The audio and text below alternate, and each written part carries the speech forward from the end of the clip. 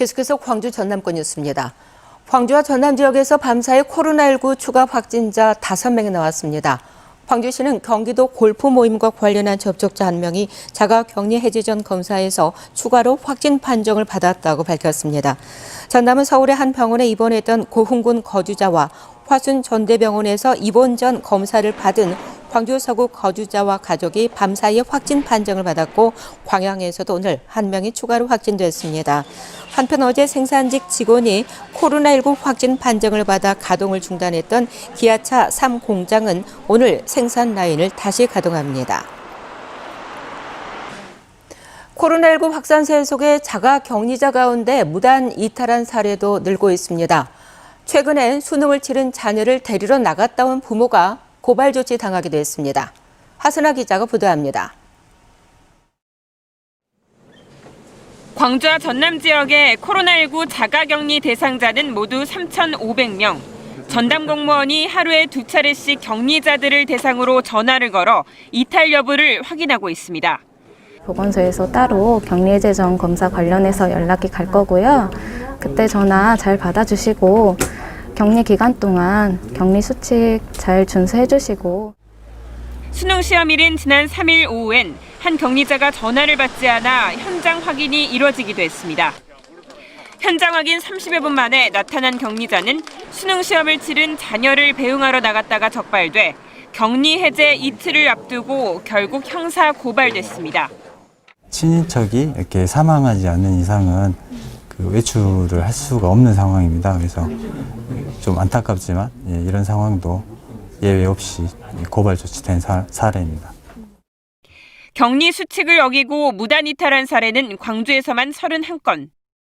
지인과 PC방을 가거나 배우자와 다른 지역의 바닷가를 보러 간 사례도, 차량의 방전 여부를 확인하러 잠시 집 앞에 나간 경우도 모두 예외 없이 고발됐습니다. 혐의가 인정되면 1년 이하 징역 또는 1,000만 원 이하의 벌금에 처해집니다.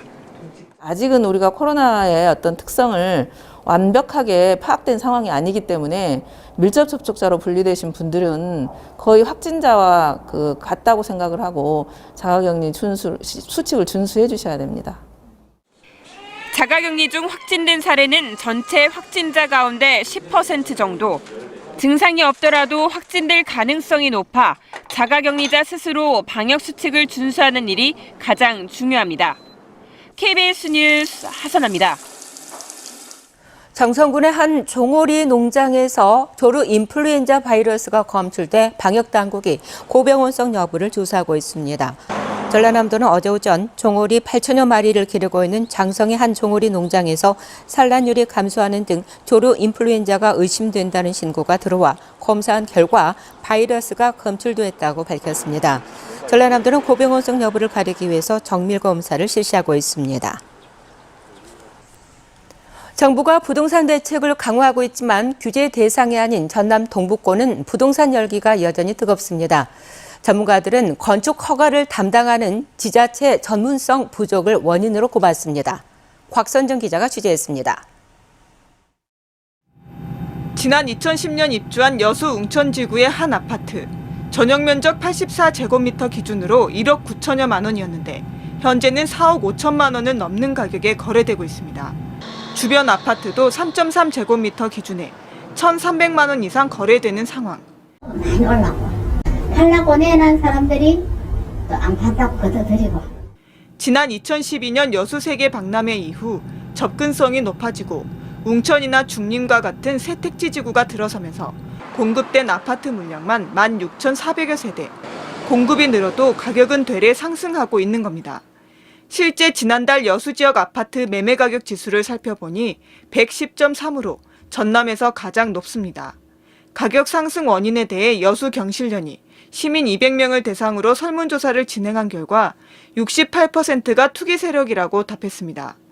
전문가들은 여수시의 전문성 부족으로 특혜성 개발을 지속적으로 내주는 것이 더 큰 문제라고 지적합니다.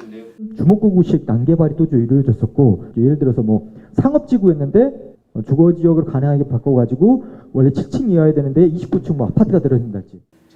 더욱이 서민들을 위한 주거 대책은 턱없이 부족하다는 의견도 나왔습니다.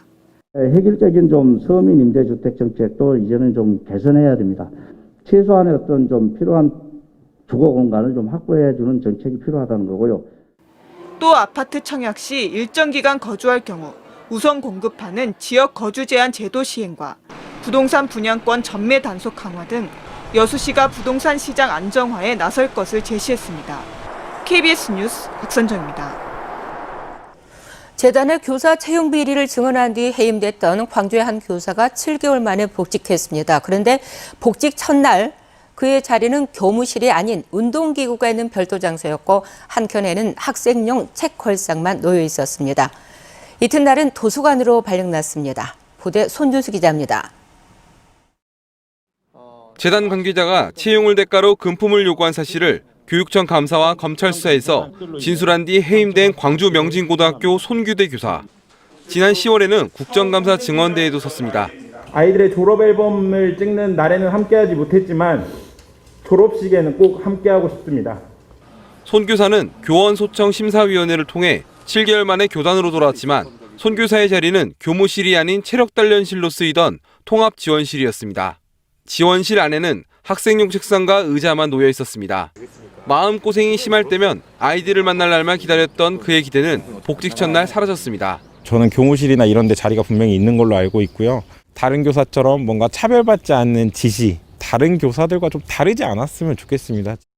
복직 둘째 날엔 학교 측이 자율연수를 이유로 아예 도서관으로 발령을 했습니다.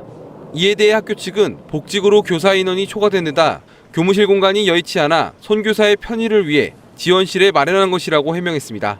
근무가 아니고 잠시 쉬라고 했다니까, 쉬라고. 편하게 쉬라고. 근데 본인이 거기서 뭐 있든지 아니면 돌아가는지 못해 뭐 주고 거기서 자리를 딱 그 고정시는 아닌데 그렇게 언론 나가가지고. 광주교사 노동조합은 학교 측이 자리 제공과 자율연수 지시 등이 인권에 침해되는 부분이 있다며 국가인권위에 긴급구제를 요청했습니다. KBS 뉴스 손준수입니다. 차갑기만 했던 아침 공기가 오늘은 한결 부드럽습니다. 아침 기온 내일까지 영상권을 유지하겠고요. 낮 기온도 10도 안팎으로 비교적 포근하겠습니다. 다만 모레 아침은 다시 0도로 떨어지겠고요. 광주와 전남 북부 지역 대부분 지역은 비로 내리겠지만 구례 등에는 눈으로 내릴 가능성이 있습니다. 추위가 잠시 물러가니 미세먼지가 다시 말썽입니다. 특히 오늘은 서쪽 지역을 중심으로 공기가 탁하겠고요. 광주는 오전에 나쁨 수준까지 치솟겠습니다. 오늘은 대체로 흐리겠고 현재 서해안과 일부 도서 지역에는 산발적으로 빗방울이 떨어지고 있습니다. 오늘 오후까지 내리는 곳들이 있어서 교통안전에 유의하셔야겠습니다. 다음은 자세한 지역별 날씨입니다. 오늘 아침 기온 어제와 대체로 비슷합니다. 담양이 1도, 화순이 0도 가리키고 있고요. 낮 최고 기온은 대부분 지역이 10도를 웃돌아서 어제보다 2, 3도가량 높겠습니다. 고흥 13도, 곡성과 구례 11도까지 오르겠습니다. 목포의 낮 최고 기온 10도, 무안과 진도 11도가 예상됩니다. 신안을 비롯한 그 외 도서 지역은 10도를 웃돌겠습니다. 바다의 물결은 전해상에서 비교적 잔잔하겠습니다.